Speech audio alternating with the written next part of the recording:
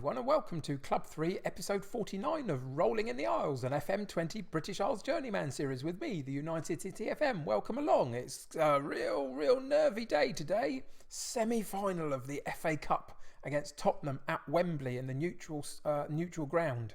So it's a big deal, and I'm actually a bit nervous, I must say.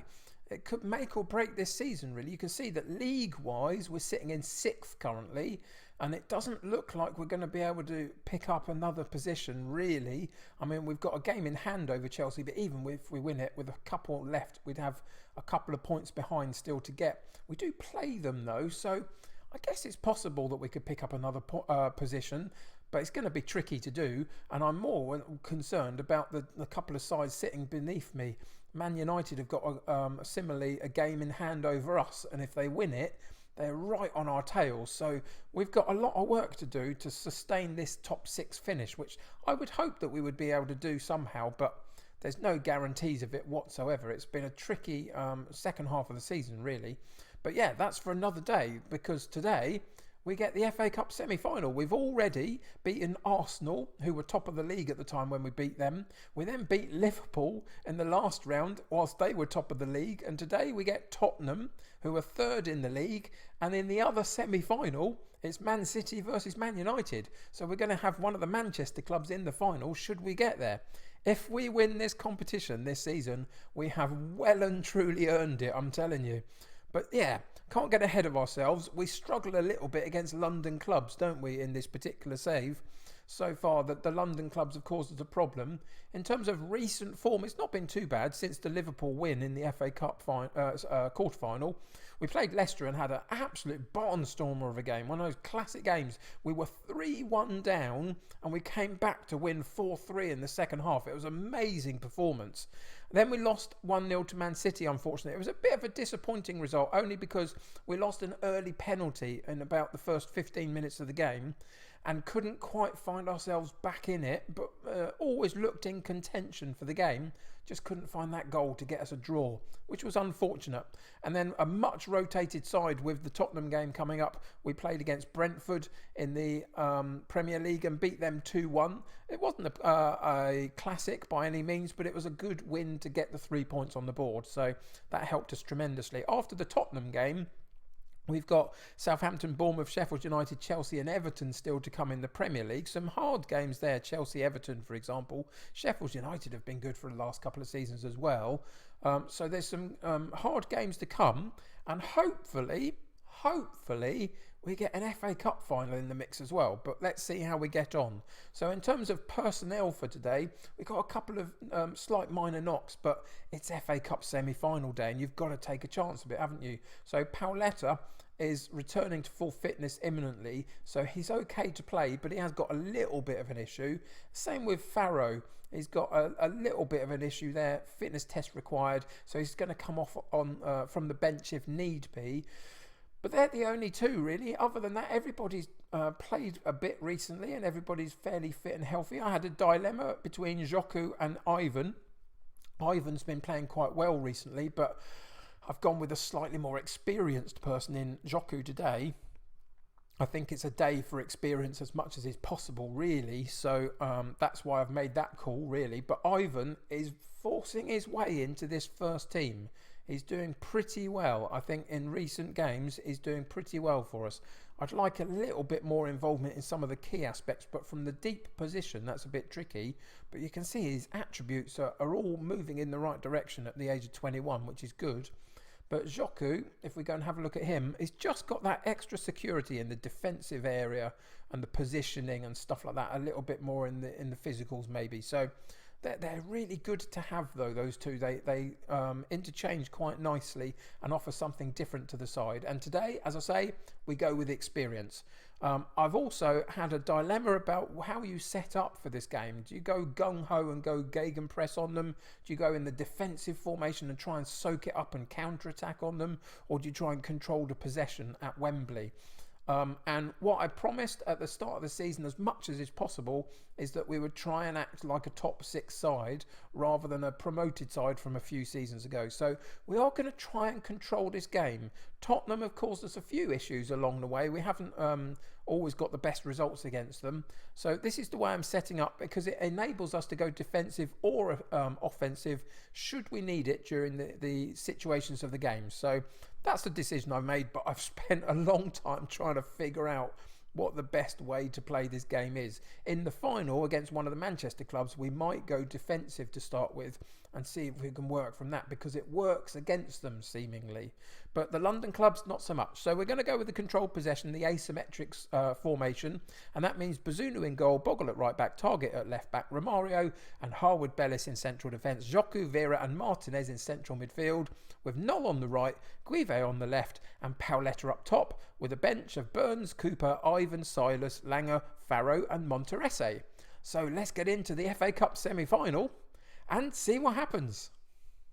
So I've gone with, we've got nothing to lose. Let's go and show them how good we are and what we're capable of. I'm hoping for a fairly calm kind of first half, a performance in which we can settle into the game and hopefully hold our own for a little while would be good. But we'll just have to wait and see how we get on. We're in the darker tops today, by the way, because Tottenham obviously have got the same sort of white top that we have. So we're in the darker tops. Joku on the ball, keeps it very nicely into Martinez. Knoll skips past the player into the penalty box. Chance, and slightly narrowly wide. First attempt by us on 4 minutes, and it was a lovely mazy run by Knoll, and then couldn't quite find that far corner of the goal. But we put an early warning sign there for Tottenham to know that we're here to play and we're here to try and win this game. And the possession stats are good. We're at 68% possession in our controlled possession style. So that's what we wanted. A nice calm first half hour so far, where we've had a couple of attempts. They've had a couple of attempts, but we're working the ball quite nicely and keeping it quite well, which is a real positive sign. Can we get through to half time in this? In this instance, I don't mind that not an awful lot happened. It's fine. Let's get through this game as simply as we can and see if we can find a way to nick a winner at some point. So I'm going to passionately go in and say we are happy with the performance. Keep it up. That's delighted everybody. That's good. Everybody's doing okay in terms of conditioning, match sharpness. We have to watch Joku a little bit, but that's okay because Ivan can come on later if need be. But let's see where this second half goes. Tottenham haven't really done too much yet, and you can see they've got some nerves and apprehension in their setup, so that's a positive as well. Can we just suppress the game a little bit more until it sort of opens up in the last 15 minutes where maybe we can nick something? And we've got to the 70-minute mark, and at that point we are going to pause it and go in to see what we can do substitution-wise. I am going to take Joku off and put Ivan on. Slightly more creative player, Ivan, from that deep-lying playmaker position. So hopefully that can help us. And then what have we got? We've got a couple of slightly underperforming players in the top end of the pitch. So Guive comes off and Farrow comes on, and we either go with Silas off or we go with Pauletta off. And today, I think what I'm going to do is I'm going to take Pauletta off because he's got that slight knock as well, and maybe he's not performing quite at his best. So Monterese with his wicked long shot comes on. Let's see if he can do something for us. And let's just see what we can do here. Encourage the players. That's what we're going to do for the last few minutes of the game. Encourage them. Apparently that's frustrated a couple of them, but that's okay. Maybe that will bring out a performance in them. Are we going to go into extra time maybe? But it's one last attempt maybe on the 88th minute to build up from the back and take our time to move up the pitch. We've gone wide right with Bogle into Martinez, up to Knoll. Here's a player that can run with the ball, and he does try to do so. Cuts in on his left foot, drops it back to Ivan, gets it back again, keeping the ball, controlled possession, nice simple passing until somebody finds that creative spark to move us into a more attacking position. Target just rode his luck a little bit there, and we got a little bit lucky with Farrow down that left-hand side, but he cuts in on his right foot and can't quite get the shot properly, and it goes straight down the sights of the goalkeeper, and he's able to claim it comfortably, and it looks like we are going into extra time. And that's going to be challenging on the old legs. Now, am I right or wrong in thinking that we get an extra substitution on this? I'm going to try and make one because actually, if I'm honest, I can't remember whether we do or not.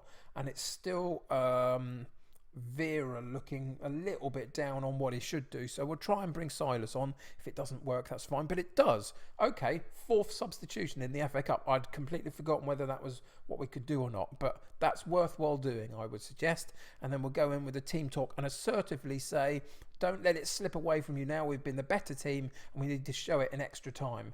And boosted their confidence again. And let's see what extra time can bring. Everybody will be tired, but I think we're doing better in terms of conditioning than Spurs are.